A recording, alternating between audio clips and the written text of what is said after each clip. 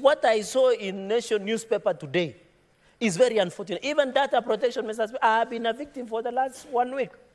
My phone has been called, I have received insults, I have received praises.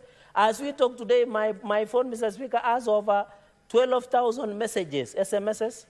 I have close to 20,000 WhatsApp, Mr. Speaker. I have received so many phone calls, and there is a data privacy breach that no one is addressing, Mr. Speaker. And they are salamiering me. By the way, I want to report to the House on all those, even the email of Senate is approaching 500,000 email that reacted to my bill, Mr. Speaker. And Kenyans are 60-40. As at now, 60% of Kenyans are supporting my bill, 40% are opposing. So hello guys, welcome back again. And remember the topic that is, or the many questions that are asking that is about extension of term limit. That is from 5 years to 7 years. In total, for one to complete his term and no longer buy, it needs a total of 14 years so that he can continue serving his or her people. Recently, we saw Cherargei give back a report to Parliament, and this is what he said, that 60% of Kenyans support extension of term limit. Now, the question that I want to ask myself early, if something makes people happy, or it's in the favor of citizens, there's no need to pressure people to vote for or to remind the MPs. Like we are the finance bill. The members of parliament are representative of the people. When the bill was brought to parliament, the people said no. But what the MPs did, they went on and voted and passed the finance bill 2024. Now, because our voices were not heard, what did we do next? What was actually done is that the people now started sending a SMS to members of parliament, reminding them, yo, you see what? Please go reject that finance bill. Reject. That was the message all through. Now, let's go back to Cherargei. If that bill actually supported what people said, could it have resulted to them sending over 250 messages to this particular guy, to him? I think this guy is lying. And if he's saying the truth, then we have a lot of stages before that bill becomes um, a rule. Because remember, this is a key constitutional changes. So there'll be need to make what we call a referendum for people to vote for the bill. Secondly, this voting will be supported by the IBC, which currently does not exist. So how is the bill going to pass and become law? So there's a lot of processes that are going to go. Then the next thing that I'm going to look is that uh, President William Samoei Ruto has excluded ama amejitenga far from those people who seek to change the constitution to allow the president to serve forever, secondly, and now the first time, and now the secondly, the extension of term limit.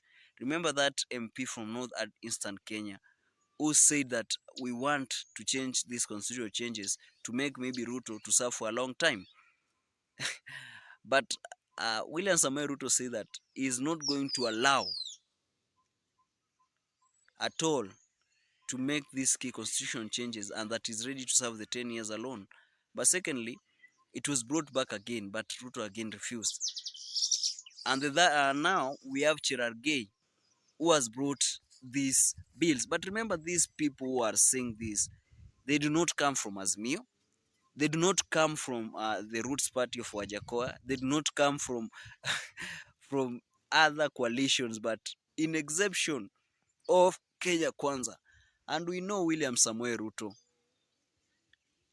he does not, as a person, bring these amendments, because remember, we learned from what we call the BBI report. Among the grounds why the BBI report was nullified is because they say that the president cannot bring a bill to parliament. So he uses these small boys The first time he did, he wanted to hear the reaction of Kenyans. So he responded back so that he can maintain his name. But again, it was brought. Again, he refused. Now the third time, he has brought Cherargei, and now imagine they are even going to do that particular thing.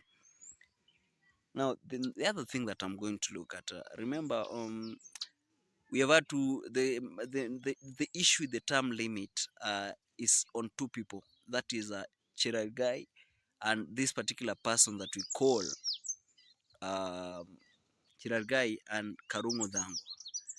But the question, these two people are in one coalition.